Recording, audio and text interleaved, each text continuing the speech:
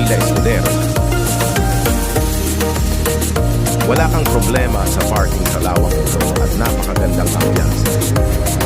Sakto sa gustong makapag-unwind at picture-picture pang Instagram. Meron silang madaming selection sa kanilang menu sa kung paggaling kayo sa mahabang biyahe at dito na magpalamig. Napakasarap ng halo-halo nila sa halagang 150 pesos.